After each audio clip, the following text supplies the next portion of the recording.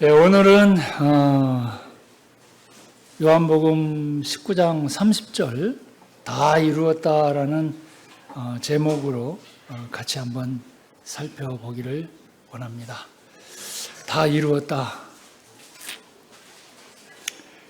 누가 한 말씀이냐면 예수께서 신포도주를 받으신 후 가라사대 다 이루었다 하시고 머리를 숙이시고 영혼이 돌아가시니라.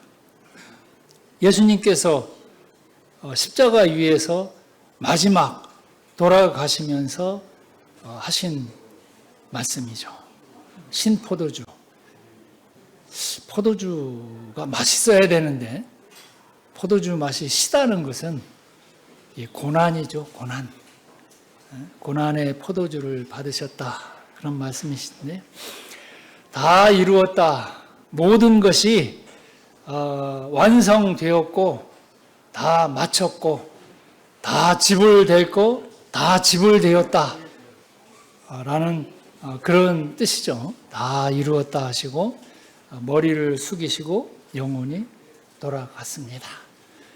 주님의 우리의 구원 사역을 위한 모든 것들을 완성하시고 이제 더 할 일 없다.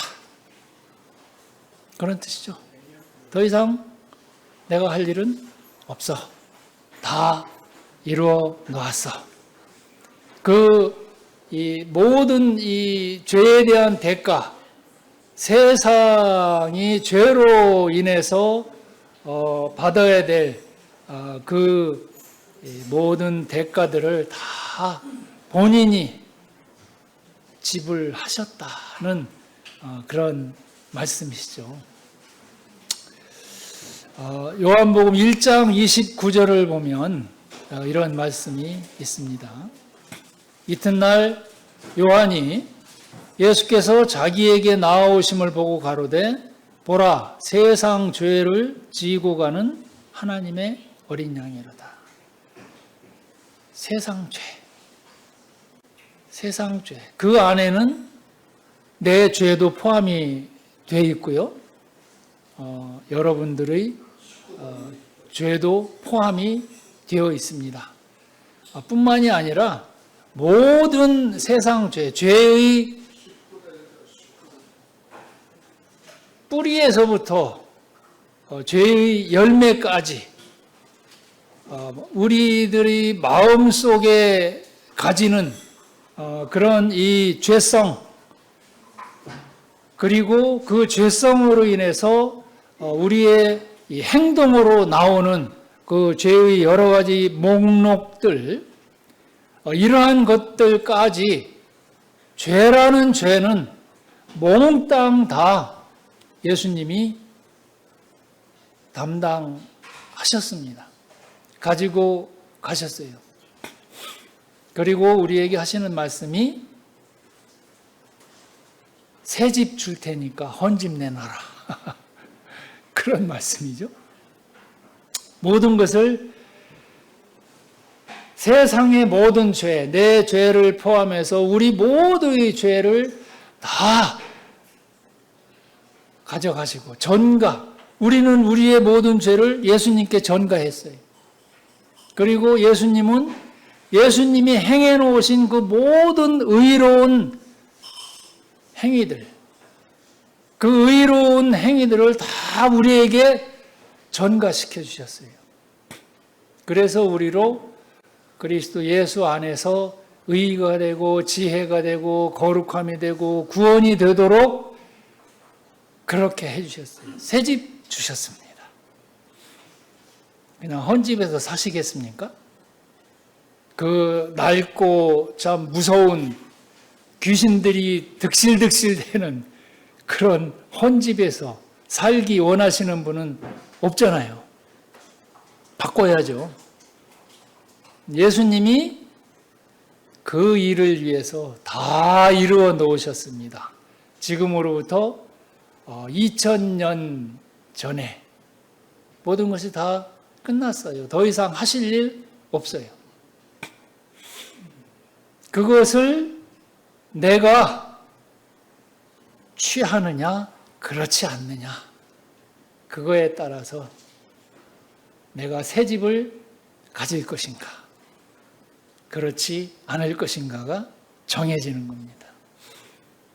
하나님을요, 우리를 괴롭히시는 그런 분으로 생각해서는 안 돼요. 하나님을 마치 그 산신령처럼 아주 이 벌 주시기 원하시는 그런 분으로 생각하시면 안 됩니다.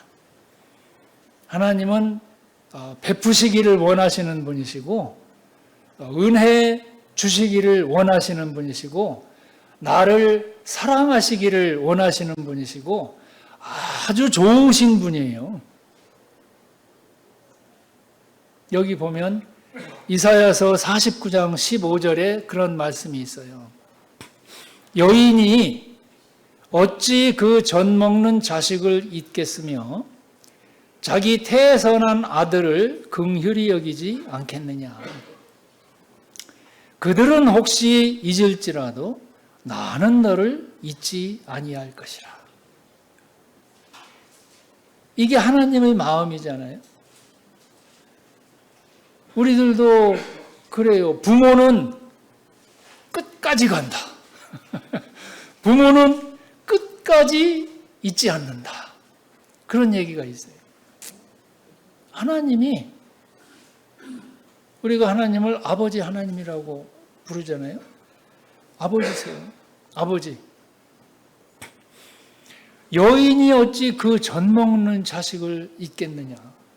저 어디 일한다고 한참 바쁘게 그냥 이것저것 타자 쳐가면서 막 할 때도 젖 먹을 때가 되면 그거 생각이 나는 게 그 어미의 그 모성이 아닙니까? 아무리 밭에 가서 어렵게 농사 짓는다 하더라도 자식한테 가야 돼요. 지금쯤 울고 있을 것이다. 배고파가지고 나 찾고 있을 것이다. 그거 머리에 생각이 나서 모든 거 다 제쳐놓고 가야 돼요. 그게 여인의 마음, 어미의 마음이잖아요. 자식 못 잊습니다. 또 자기 태에서 난 아들을 긍휼히 여기지 않겠느냐. 긍휼이라는 게 우리가 요즘 많이 사용하는 그런 단어는 아니죠. 이 긍휼이라는 것은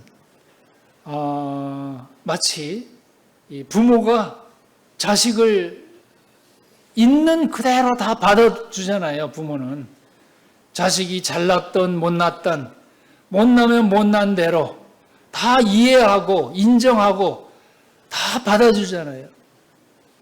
그래서 베풀기만 좋아하는, 베풀기를 원하시는, 이게 긍휼이죠.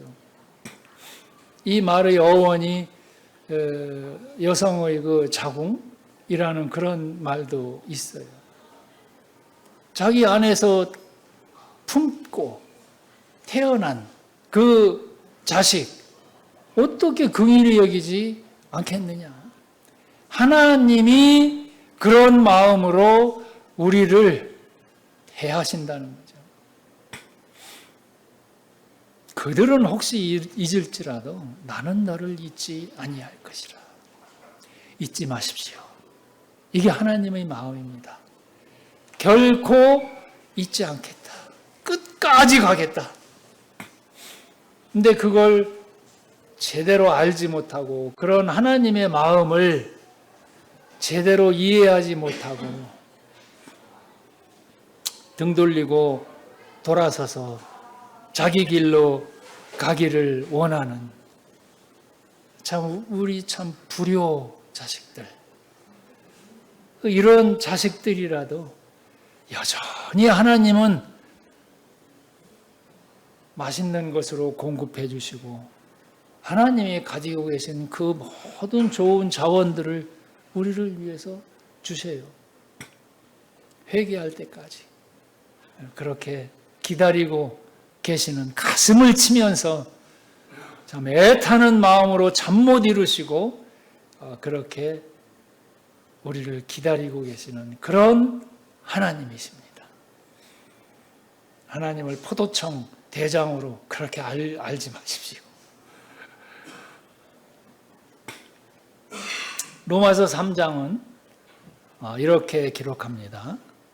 우리가 알거니와 무릇 율법이 말하는 바는 율법 아래에 있는 자들에게 말하는 것이니 이는 모든 입을 막고 온 세상으로 하나님의 심판 아래 있게 하려 함이니라. 이런 말을 보면 하나님이 좀 너무 그냥 엄하고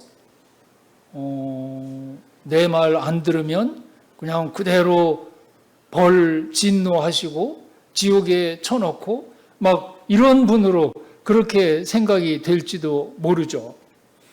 율법이 말하는 바는 율법 아래에 있는 자들에게 말하는 것이다. 물론 율법이라는 게 유대인들을 위해서 주신 거예요. 유대인. 우리에게는 원래는 율법이 없었습니다. 성문화된 그런 율법은 우리에게는 없었어요. 그러나 우리 세상 어느 나라를 어느 시대에 가더라도 이 율법의 범주를 벗어난 그런 윤리와 도덕과 철학은 없습니다. 이 범주 안에 다 들어가 있죠. 질서, 사랑. 율법의 가장 큰 강령이 사랑이죠. 사랑. 그 원리.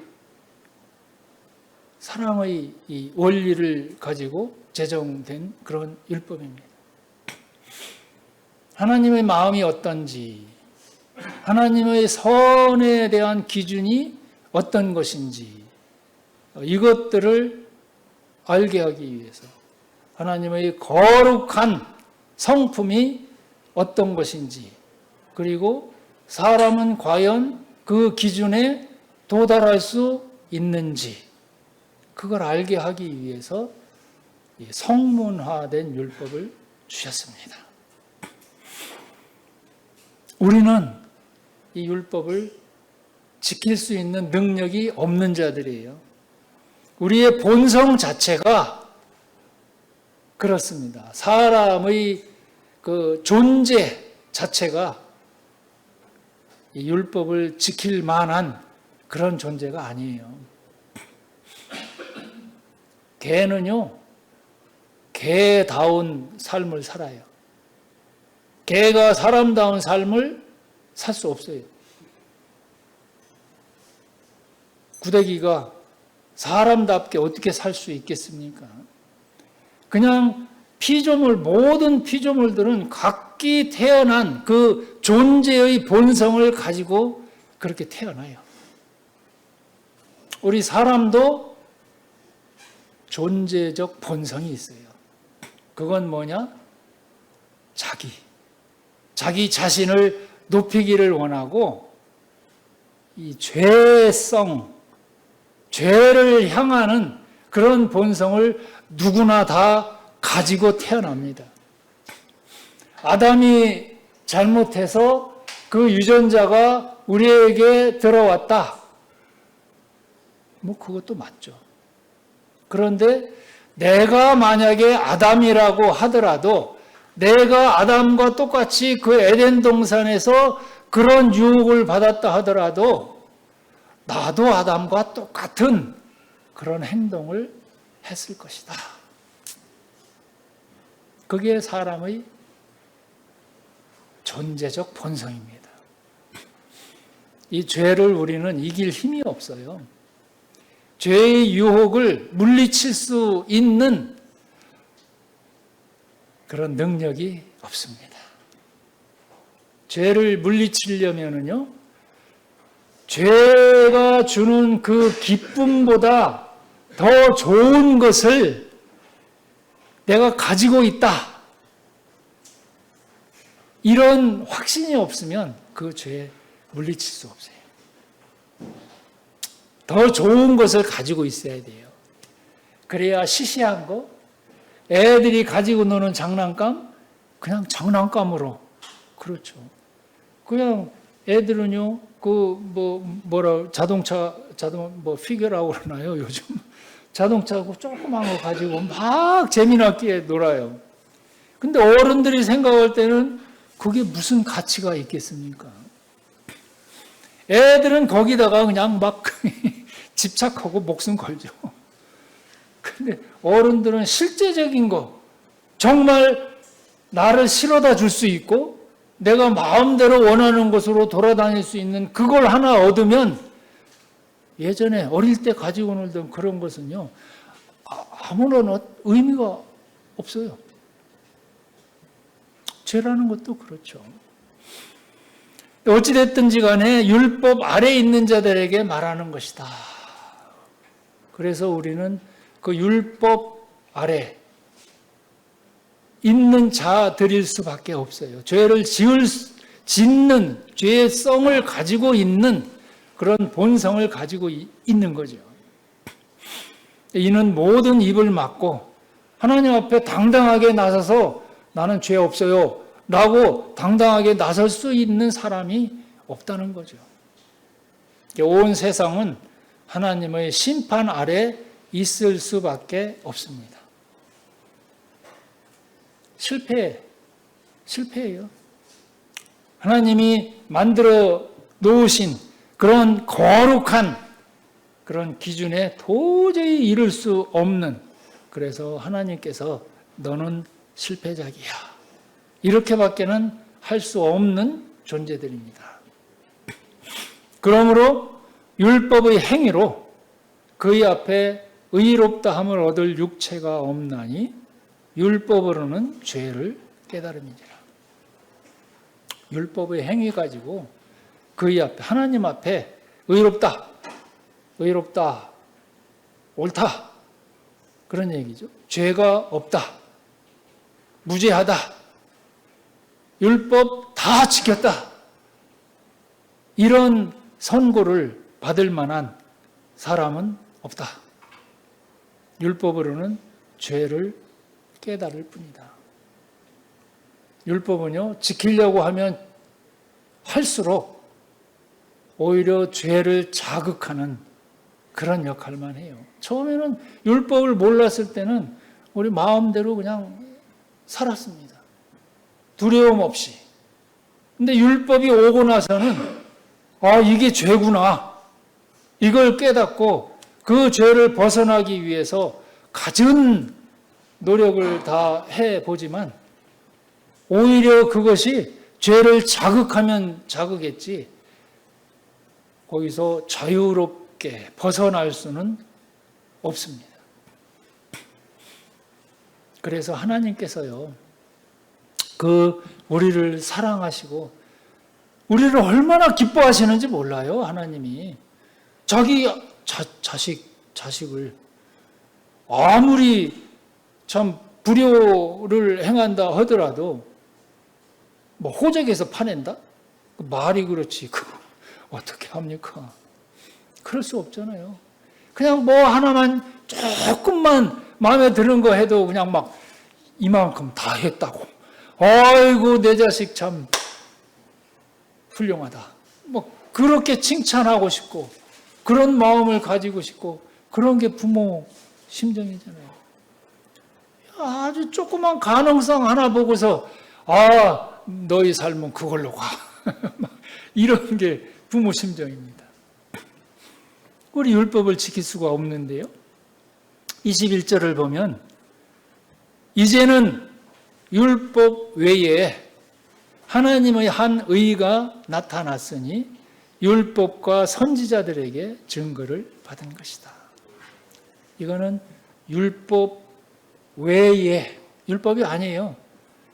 이제 하나님께서 의롭다라고 하실 그런 새로운 법, 그 새로운 법, 율법이 아닌 다른 법을 가지고 하나님이 하나님 앞에 나올 수 있는 그런 새로운 법을 적용하겠다.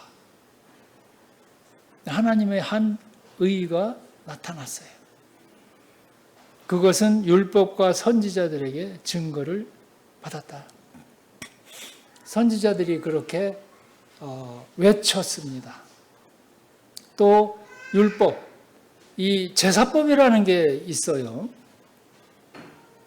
율법을 다 못 지켰을 때, 도덕법이죠. 율법은 일종의.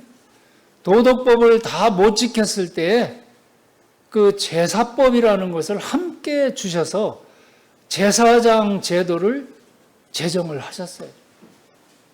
그 제사법을 통해서 어떻게 하나님 앞에 죄인이, 율법을 거스린 자가 하나님 앞에 나올 수 있는가를 알려주신 거죠. 제사.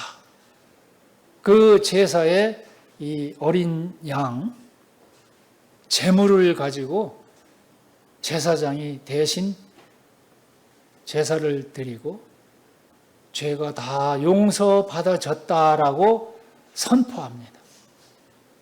그러면 죄가 용서받아진 거예요. 하나님 앞에 용납되어질 수 있는 근거가 되는 거죠.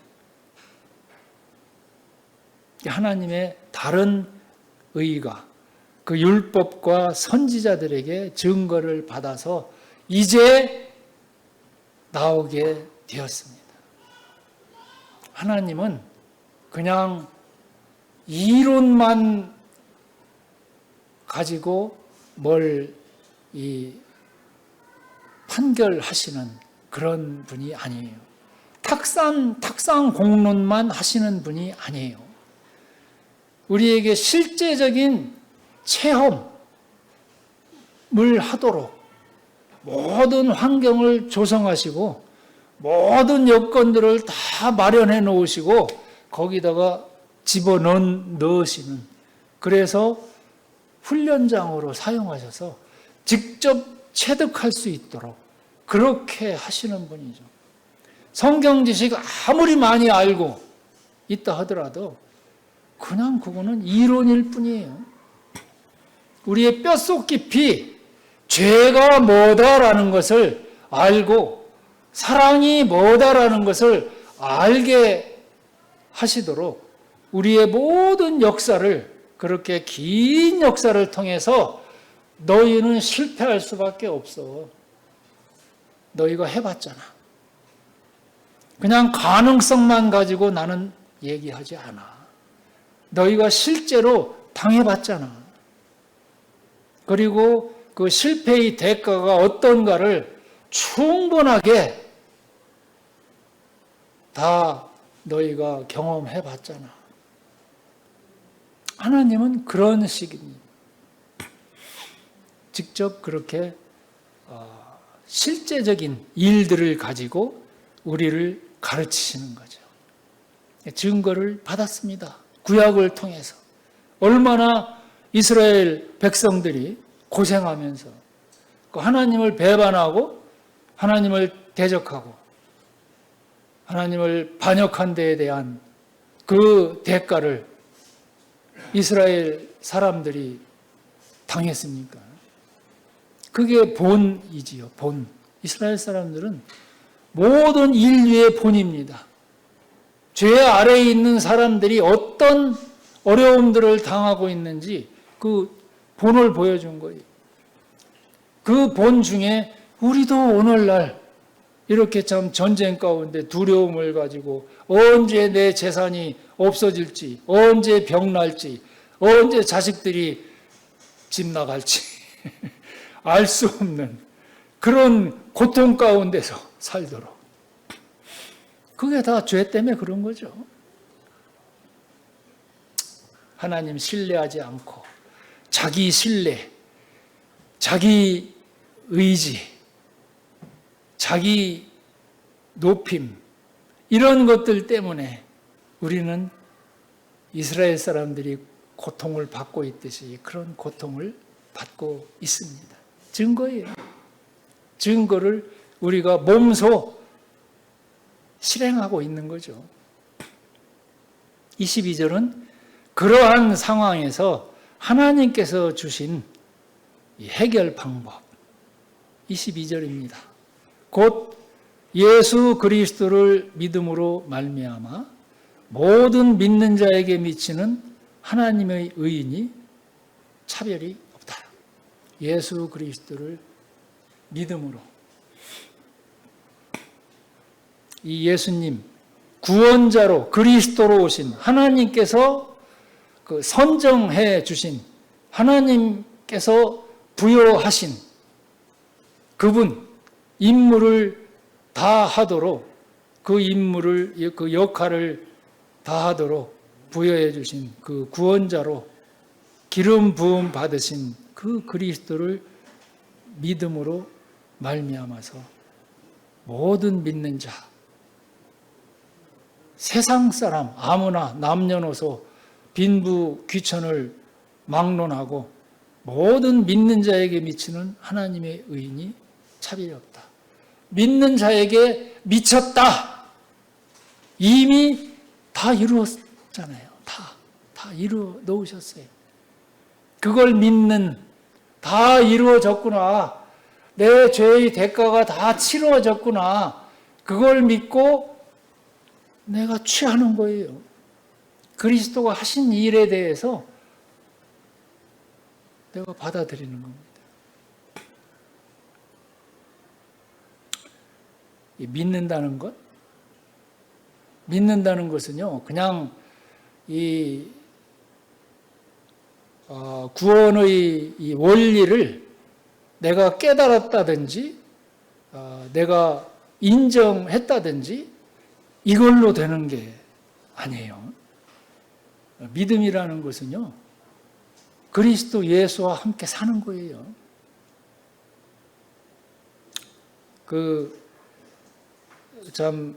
예수님을 내 구원자로 받아들여서 내 삶의 주인으로 받아들이고 인정하고 내 모든 자원들 다 내려놓고 예수님의 자원을, 예수님께서 공급해 주시는 그런 자원을 받아서 그렇게 사는 거죠. 믿음으로 말미암아 모든 자에게 미치는 하나님의 의인이 차별이 없다. 지금 이 순간 믿으신다 하더라도 이 혜택을 받을 수 있습니다. 다시 23절은 또 한 번 반복을 하고 있습니다. 모든 사람이 죄를 범하였음에 하나님의 영광에 이르지 못하다니. 하나님의 기준, 하나님의 거룩 이룰 수 없습니다. 그런데 그리스도 예수 안에 있는 구속으로 말미암아 하나님의 은혜로 값없이 의롭다 하심을 얻은 자 되었다. 이게 주어가 뭐냐면 모든 사람이에요. 24절에도요. 모든 사람이 그리스도 예수 안에 있는 구속으로 말미암아서 하나님의 은혜로 값없이 의롭다 하심을 얻은 자 되었다. 이렇게 되는 거죠. 모든 사람에게 이미 다 이루어 놓으셨어요. 예수 안에 있는 구속. 내 안에 있는 구속이 아니고 내가 시도해보는, 내가 노력해보는 하나님의 영광에 이르기 위해서, 하나님의 거룩에 이르기 위해서 내가 시도해보는 그런 일이 아니고 예수님께서 이미 다 이루어 놓으신 그 일을 내가 받아들임으로써 값 없이, 왜? 다 끝난 거니까. 다 치루어진 거니까. 값 없이 의롭다 하심을 얻은 자 되었다. 완료된 사실입니다. 완료입니다. 그리스도 예수 안에 있는 구속은 구원하기 위해서 값을 치르고 빼내온 거죠. 자유롭게 해줬습니다. 자유롭게 해서 왜 자유롭게 했느냐? 하나님과 함께 살게 하기 위해서. 하나님의 기쁘신 뜻에 동참하게 하시기 위해서. 자유를 주셨습니다. 하나님의 은혜로 값 없이 우리가 더 이상 할 일이 없어요. 이 예수를 하나님이 그의 피로 인하여, 죽음이죠. 제물을 드릴 때 그 제물을 죽이는 그 피, 예수님의 피는 거룩한 피입니다. 우리같이 부정하고 죄 많은 이런 본성을 가진 피가 아니에요. 그거 드려봐야 소용없고요. 그거는 드리면은요, 하나님이 오히려 더 짐스러워 하시고요, 괴로워요. 오로지 하나님께서 준비하신 그 제물만 받으셔요. 이 예수를 하나님이 그의 피로 인하여 믿음으로 말미암는 화목 제물로 세우셨다. 관계, 상호 관계를 유지해서 하나님과 친밀한 그런 사귐을 가지고 인격적인 그런 만남, 인격적인 만남이라는 것은요, 살아계신 존재와 내가 소통하는 거예요. 살아계신 존재, 그게 믿음입니다. 그냥 교리를 하는 게 아니라니까요. 그 예수님, 살아계신 그 예수님과 내가 소통하면서 개인적으로 친밀한 사귐을 가지고 친구가 되어서 그 친구가 나를 천국까지 인도하십니다. 성경 지식이 나를 부활시키는 거 아니잖아요. 성경 교리가 나를 부활시키는 거 아니잖아요. 누가 나를 부활시키십니까? 예수님이에요. 그 예수님이 아니면 부활의 소망은 없습니다. 아무리 많은 성경 지식을 알고 있다 하더라도, 아무리 많은 봉사를 하고 아무리 많은 헌신을 했다 하더라도 그 부활의 근본이신 예수님, 그 부활을 몸소 보여주시고 이제 나를 데리러 오실 그 예수님, 그분이 나를 부활시켜 주시는 것이지, 그분과의 개인적이고 인격적인 1대1의 그런 만남이 없다면 나는 예수님과 상관이 없어요. 그렇잖아요. 친구 되신 그 예수, 구원자 되시고 내 주인이 되신 그 예수님을 내가 신뢰하고 따라가는 것, 그게 믿음이죠. 예수를 믿는다는 건 그런 거예요. 이론이 아닙니다. 화목 제물로 세우셨으니 이는 하나님께서 길이 참으시는 중에 전에 지은 죄를 간과하심으로 자기의 의로우심을 나타내려 하심이니. 여러 가지 그런 해석이 있을 수 있겠습니다만은, 개인적으로 볼 때는 내가 예수를 알지 못했을 때, 죄가 뭔지, 내가 어디로 가는지 제대로 알지 못했을 때 지은 죄, 그냥 묵인해 두셨다. 그거 가지고 그 자리에서 내가 죄를 지으면 바로 그 자리에서 그냥 심판하신다면 우리 살아 있을 수 있는 사람 없어요. 하나님께서 묵인해 주시고 간과하셨다. 기다리셨다. 그래서 자기의 의로우심을, 얼마나 하나님께서 사랑이 많으시고 인내가 많으시고 올바른 일만 하시는 분이신지 나타내셨습니다. 곧 이때에 자기의 의로우심을 나타내사 자기도 의로우시며 또한 예수 믿는 자를 의롭다 하려 하심이니라. 자기도 의로우시다.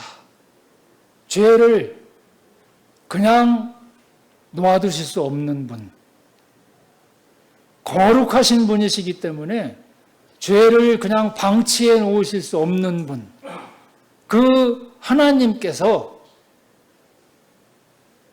그 거룩하신 그 성품을 다 드러내시기 위해서 자기 아들을 죄로 삼으셔서 자기 아들 얼굴에 침을 뱉고 자기 아들의 얼굴을 저주하고 죄로 삼으셔서 모든 세상 죄를 다 해결하신 그 거룩하신 그 의를 드러내셨어요. 자, 죄는 다 이루어졌다. 다 처벌되었다. 그게 하나님의 의로우심입니다. 거룩하심입니다. 그걸 나타내셨어요. 그래서 자기도 의로우시고 또한 예수 믿는 자를 의롭다 하려 하셨다. 왜? 내 죄가 다 지불됐기 때문에, 죄의 대가가 다 끝났기 때문에 예수 믿는 자 의롭다. 이제 죄 없다. 새 집 내가 준다. 의롭다 하려 하심이니라. 그러므로 사람이 의롭다 하심을 얻는 것은 율법의 행위에 있지 않고 믿음으로 되는 줄 우리가 인정하노라. 뭐 더 이상 할 게 없잖아요. 내 마음 가운데 그 예수님을 주인으로 고백하고 주께서 나를 구원하신 분이시라는 것을 믿고 신뢰하면서 그 주님과 함께 동행하고 함께 소통하고 참 그 상호 원만한 관계를 유지하면서 화목된 그런 관계로 살아가는 거, 이게 신앙생활이죠. 믿음으로 되는 줄 우리가 인정한다. 어려운 게 아니에요. 어려운 게 아니에요. 관점을 바꾸는 것일 뿐입니다. 하나님의 마음이 어떤가 이해하는 거예요. 관점을 바꾸는 것뿐이에요. 로마서 8장은 이렇게 얘기합니다. 그러므로 이제 그리스도 예수 안에 있는 자에게는 결코 정죄함이 없다. 예수 안에 있는 자, 정죄 이제 없어졌어요. 죄를 정하지 않겠다는 얘기예요. 죄를 묻지 않겠다는 얘기예요. 끝났으니까. 다 이루어졌으니까. 그리스도 예수 안에 있는 자에게는 결코 정죄함 없다. 더 이상 정죄하실 필요 없습니다. 죄책감 가질 필요 없어요. 자책하실 필요 없습니다. 하나님을 향해서 왜 이렇게 하십니까? 라고 비난하실 필요 없어요. 결코 정죄함이 없이 하나님과 화목된 관계예요. 예수 안에 있는 자. 이는 그리스도 예수 안에 있는 생명의 성령의 법이 죄와 사망의 법에서 너를 해방하였습니다. 율법 외에 다른 법, 그 안으로 우리는 들어갔습니다. 예수 그리스도, 그 은혜의 법 안으로 들어가서 그 은혜의 적용을 받습니다. 은혜는요, 그냥 주시는 거예요. 아무리 우리가 잘못하고 죄를 또 저지른다 하더라도 은혜는요, 그냥 밥 주세요. 자기 자식이 못된 짓 했다고 밥 안 주고 굶겨? 그런 부모가 어디 있습니까? 하나님이 그러신 분이에요. 물론 징계는 하시죠. 근데 호적파내지 않아요. 왜? 다른 법으로 그렇게 적용하시고 그 은혜의 법 가운데 우리를 보살피시는 분이기 때문에 좋은 것만 주시기를 원하셔요. 그리스도 예수 안에 있는 생명의 성령의 법이 죄와 사망의 법에서 너를 해방했다. 이제는 부활 생명으로 살아갑니다. 예수님과 함께 예수님의 부활, 그 생명으로 나도 이제 살아가요. 그거는 참 힘있고 능력 있는 그런 삶입니다. 율법이 육신으로 말미암아 연약하여 할 수 없는 그것을 하나님은 하시나니 곧 죄를 인하여 자기 아들을 죄 있는 육신의 모양으로 보내어 육신의 죄를 정하사 육신을 좇지 않고 그 영을 조차 행하는 우리에게 율법의 요구를 이루어지게 하려 하십니다. 율법의 요구 뭡니까?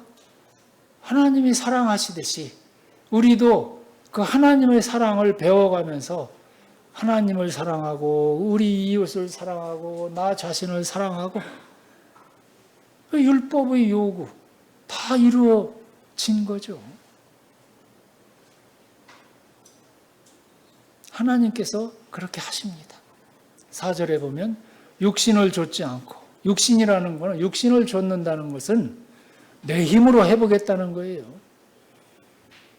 그게 가장 큰 죄입니다. 내 힘으로, 내 자원을 가지고, 내 목적을 위해서 살아보겠다.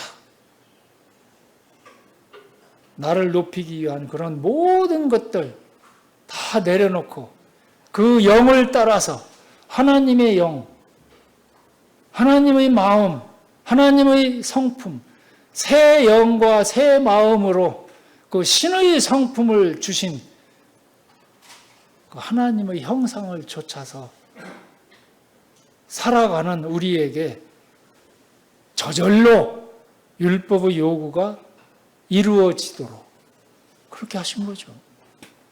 그게 하나님과의 친밀한 사귐의 관계입니다. 저절로 이루어지도록.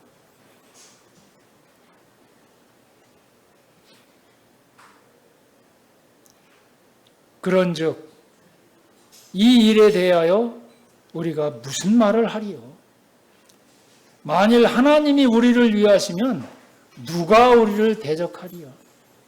하나님이 그러신다는데, 하나님이 선포하신 말인데 그걸 대적해? 그건 모든 것을 다 부정하고 하나님 부정하고 뭐 그런 불효가 어디 있어요? 이 일에 대해서 우리가 무슨 말 하겠느냐? 하나님이 나를 위하신다는데 누가 나를 대적하겠느냐? 자기 아들을 아끼지 아니하시고 나를 위해서, 그렇죠? 우리 모든 사람을 위해서, 나를 위해서 내어주시니까 어찌 그 아들과 함께 모든 것을 우리에게 은사로, 공짜로 주지 아니하시겠느냐? 아들까지도 내어주신 분인데 뭐 아낄 게 뭐 있어요? 아들보다 더 큰 게 뭐 있어요? 그 아들까지도 내어주신 분이 아끼지 않고 모든 것을 선물로 다 주시지 않겠느냐? 그게 믿음이죠. 그게 함께 살아가는 거죠. 하나님의 형상을 담게 하기 위해서 다 제공해 주십니다. 다 공급해 주세요. 영원토록. 영원토록. 누가 능히 하나님을 택하신 자들을 송사하겠느냐? 송사. 이 고소하는 거죠. 의롭다 하시는 이는 하나님이시니 하나님이 선고해요. 선포하셨어요. 누가 정죄하리요? 정죄하지 마세요. 누가 정죄하리요? 죽으실 뿐 아니라 다시 살아나신 이는 그리스도 예수시니 그는 하나님 우편에 계신 자요 우리를 위하여 간구하시는 자시니라. 최상위 재판장이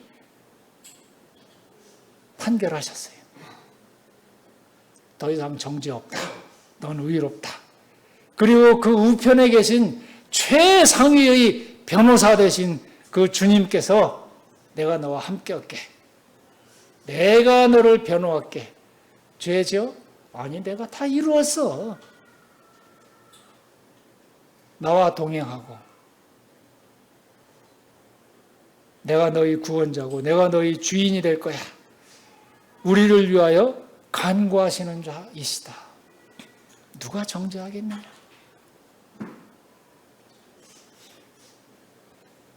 누가 우리를 그리스도의 사랑에서 끊겠느냐? 환난이나 곤고나 핍박이나 기근이나 적신이나 위험이나 칼이랴 기록된 바 우리가 종일 주를 위하여 죽임을 당케 된다 할지라도 내가 확신하노니 37절입니다. 내가 확신하노니 사망이나 생명이나 천사들이나 권세자들이나 현재일이나 장래일이나 능력이나 높음이나 깊음이나 다른 아무 피조물이라도 우리를 우리 주 그리스도 예수 안에 있는 하나님의 사랑에서 끊을 수 없으리라. 이 말씀을 우리 마음 가운데 품고 평안하게 하나님과 화목하고 그렇게 살아가십시다. 기도하십시다.